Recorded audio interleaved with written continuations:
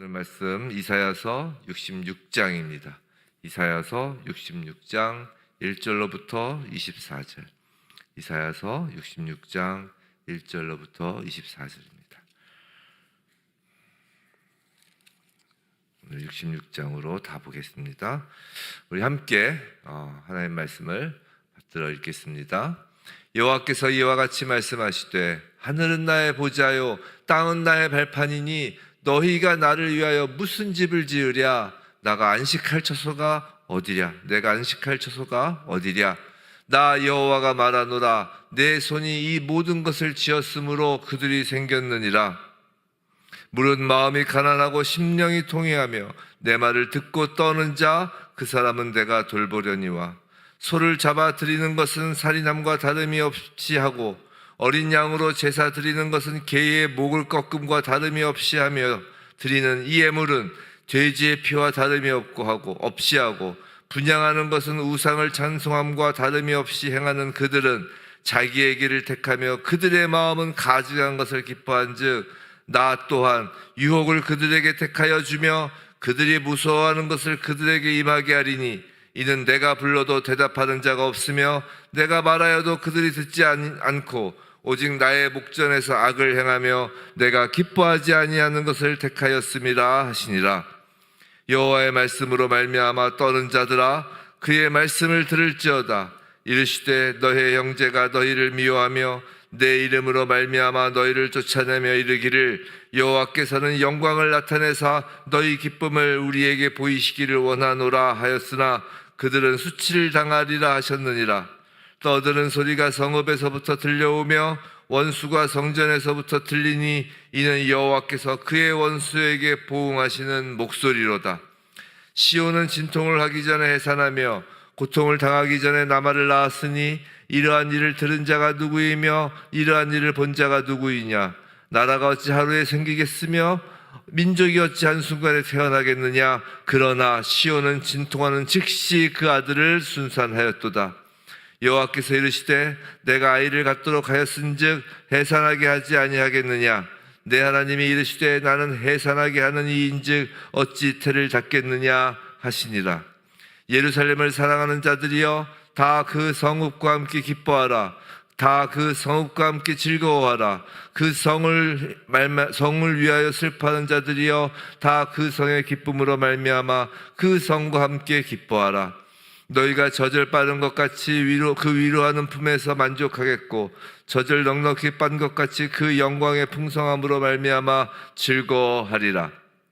여호와께서 이와 같이 말씀하시되 보라 내가 그에게 평강을 강같이 그에게 문나라의 영광을 넘치는 시내같이 주리니 너희가 그 성읍에 젖을 빨 것이며 너희가 옆에 안기며 그 무릎에서 놀 것이라.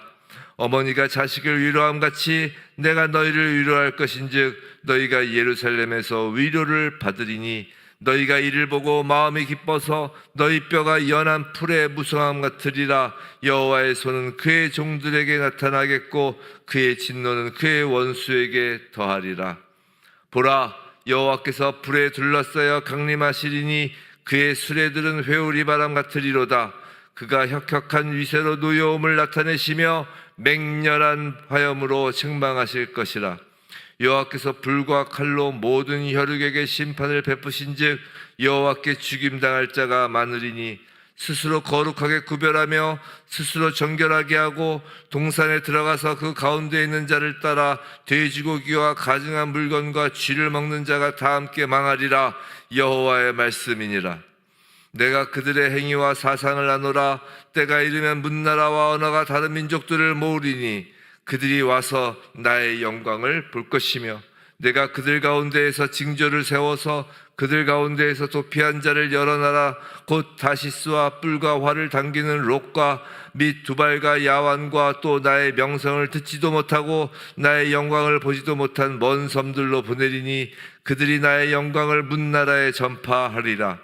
나 여호와가 말하노라. 이스라엘 자손이 예물을 깨끗한 그릇에 담아 여호와의 집에 드림같이 그들이 너희 모든 형제를 문나라에서 나의 성산 예루살렘으로 말과 수레와 교자와 노새와 낙타에 태우다가 여호와께 예물로 드릴 것이요 나는 그 가운데에서 택하여 제사장과 레위인을 삼으리라.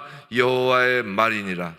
내가 지을 새하늘과 새 땅이 내 앞에 항상 있는 것 같이 너희 자손과 너의 이름이 항상 있으리라. 여호와의 말이니라. 여호와가 말하노라. 매월 초하루와 매 안식일에 모든 혈육이 내 앞에 나와 예배하리라. 그들이 나가서 내게 패역한 자들의 시체들을 볼 것이라. 그 벌레가 죽지 아니하며 그 불이 꺼지지 아니하며 모든 혈육에게 가증함이 되리라. 아멘.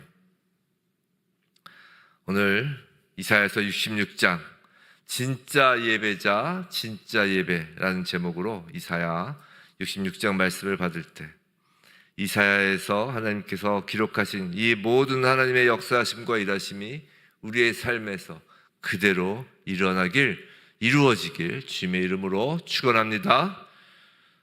할렐루야. 자, 오늘 이사야서 말씀이 끝납니다.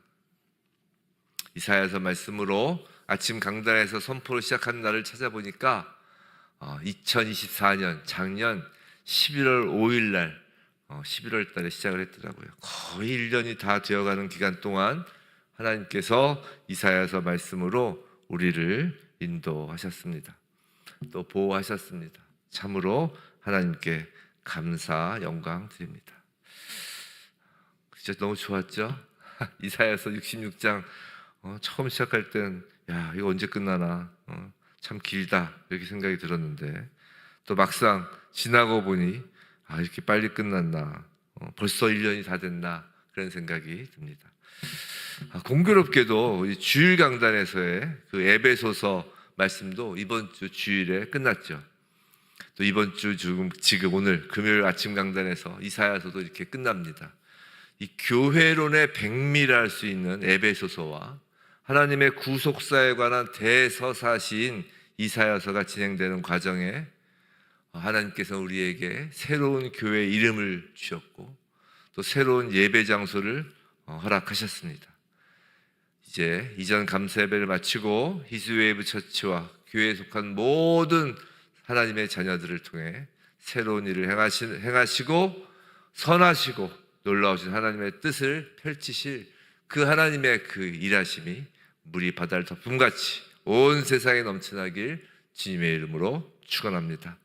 사랑하는 성도 여러분, 이사야서뿐만이 아니라 대부분의 성경이 이 끝자락에 올수록 대부분의 성경이 그런 것 같아요. 끝자락에 올수록 하나님은 언제나 마지막에 남는 자와 궁극적인 소망을 말씀하신다고요. 이사야서 66장도 마찬가지입니다. 성도 여러분, 그런데 마지막 때의 특징이 무엇인 줄 아세요? 그건 진짜와 가짜를 구별하기가 너무 어려워진다는 것입니다. 요즘 세상을 보면 진짜와 가짜를 구분하는 것이 정말 어렵고 그래서 진짜를 구별하는 것이 더 중요해진 시기인 것 같아요. 삶의 현장에서 흔히 볼 수 있는 이 SNS에서 올라오는 그 사진 중에도 뭐 필터와 포토샵으로 도배된 게 많죠. 요새 또 더더군다나 AI가 또 아주 발전을 하기 시작해서 정말 이것이 사람의 손으로 그린 것인지 아니면 AI 기계로 그린 것인지 이게 정말 그 실제 그 장소에서 찍은 영상인지 아니면 AI가 만든 영상인지 구별이 안 되잖아요. 정말 마지막 때가 된 것 같아요. 진짜와 가짜를 구분하는 것이 정말 어려워진 시대인 것입니다. 뭐 유튜브나 인스타 광고를 봐도 단순히 그런 화면만 가짜가 아니라 이것 쓰면 정말 인생이 달라집니다. 뭐 그런 거짓 광고들도 많죠. 하지만 실제 그렇지 않죠. 정말 진짜를 찾아보기 힘든 이 시대입니다. 그런 걸 생각하면 오히려 요새 우리 세대, 우리 젊은 세대들, 우리 자녀들 세대들은 오히려 진짜와 가짜가 막 혼재되어 있는 시대에서 살아서 그런지 가짜에 정말 예민한 것 같아요. 사실 우리 때만 해도 그냥 그러려니 하고 믿잖아요. 누가 뭐라고 해도 진짜 그러려니 했는데 요새 젊은 친구들은 이게 진짜인지 가짜인지가 워낙 혼탁한 시대에 살다 보니까 가짜에 아주 예민하고 그러다 보니까 어떤 진정성, 어떤 스토리와 철학 어떤 그 진정성이 없으면 좀 금방 외면하고 그러는 것 같습니다. 근데 성도 여러분, 하나님도 똑같으신 것 같아요.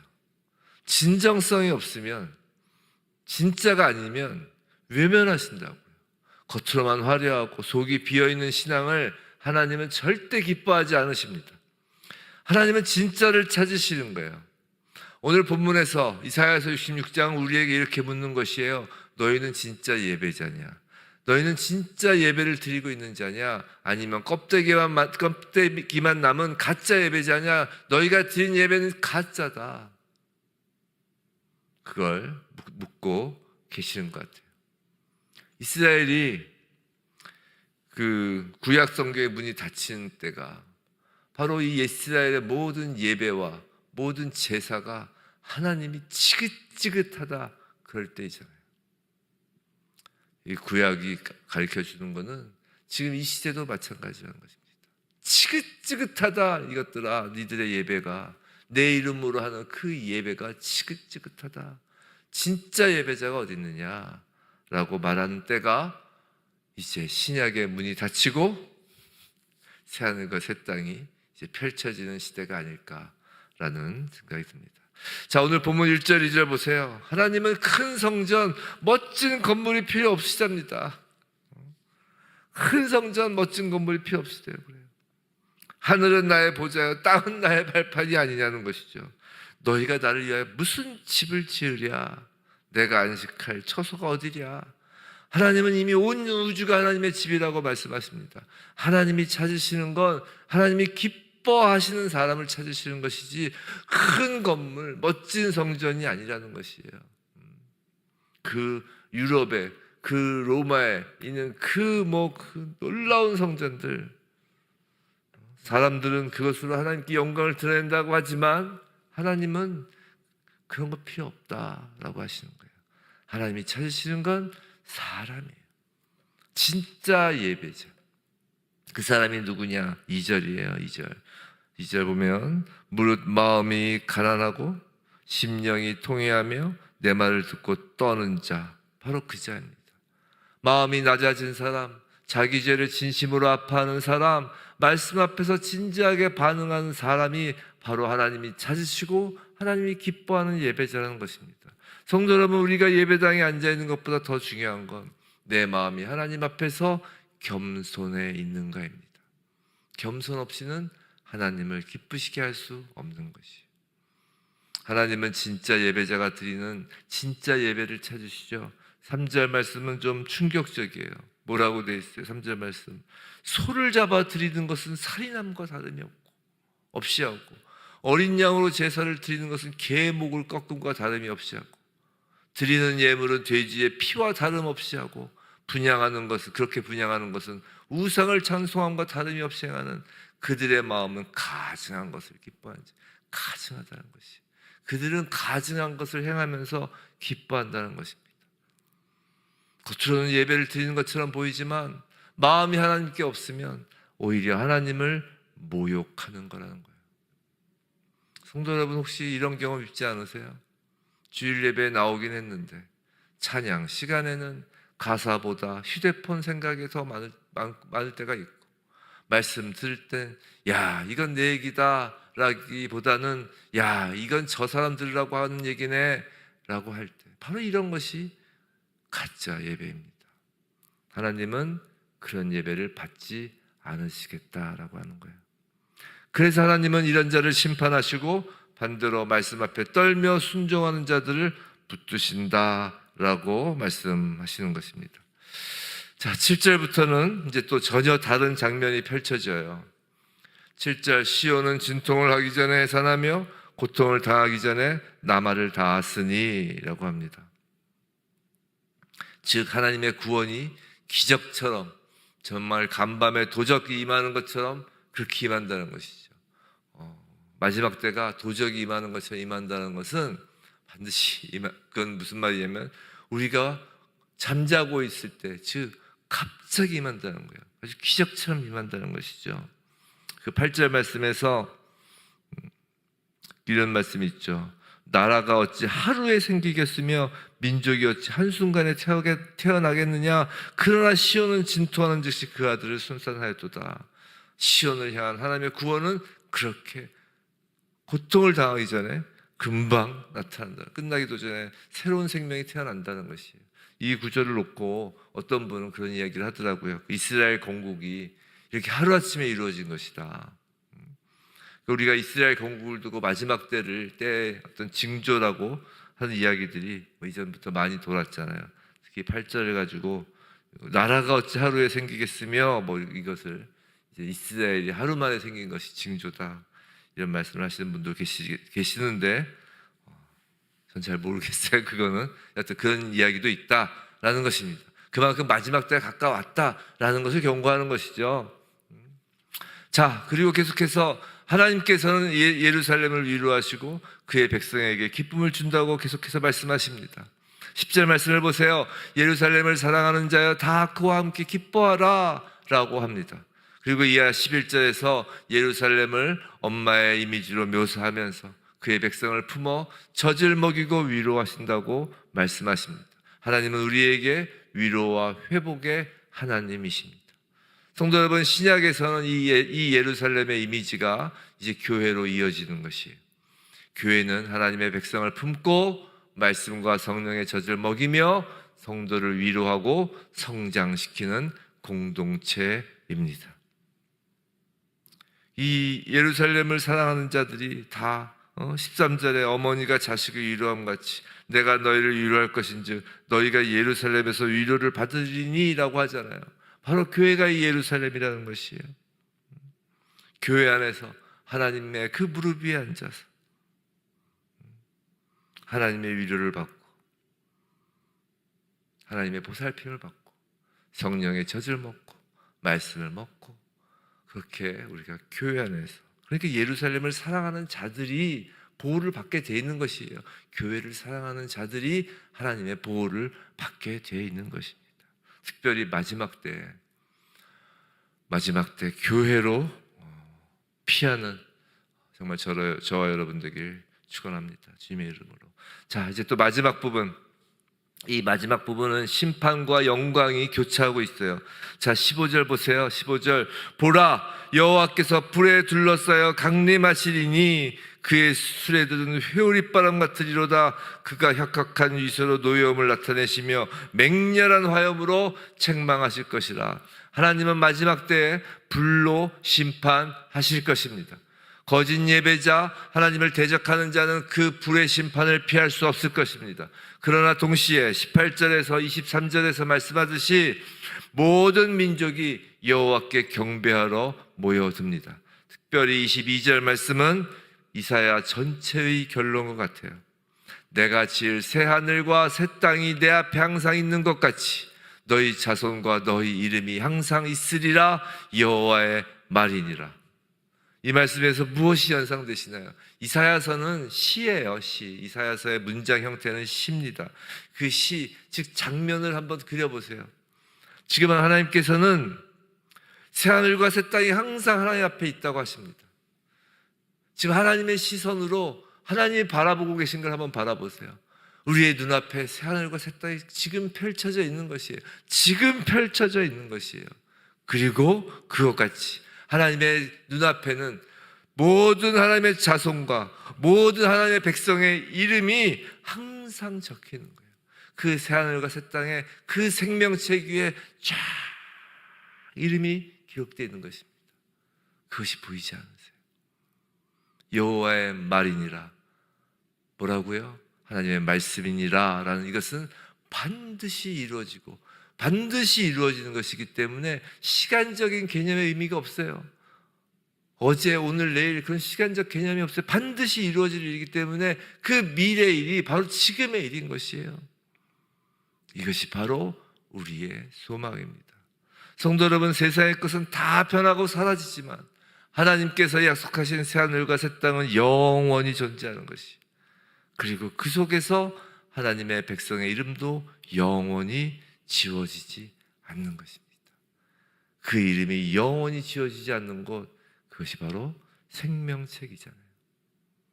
사랑하는 성도 여러분, 마지막 때 하나님의 백성에게 이사야서 66장은 이렇게 말하고 계십니다.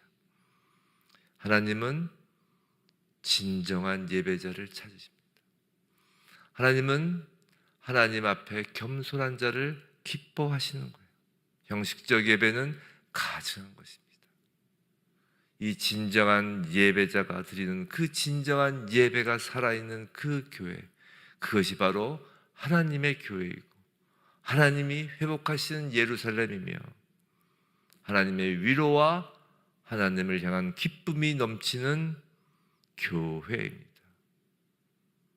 그 교회가 이룰 곳은 마지막 새하늘과 새 땅이 영원히 펼쳐진 그곳이에요. 그리고 그 교회의 진짜 예배자는 생명책에서 자신들의 이름을 발견할 것입니다. 할렐루야. 부디 히즈웨이브 처치에서 우리가 드리는 예배가 단순히 그냥 주일날 오고 가는 어떤 습관이나 형식이 아니라 마음 깊은 곳에서 하나님을 향한 경외함과 사랑이 담긴 그 예배가 되기를, 그리고 마지막 날 하나님께서 그 보여주시는 그 새하늘과 새 땅의 그 소망 붙들고 흔들리지 않고 믿음의 길을 걸어가는 그리하여 생명책에 농명된 우리의 이름을 발견하는 그런 진짜 예배자가 되기를 주님의 이름으로 축원합니다.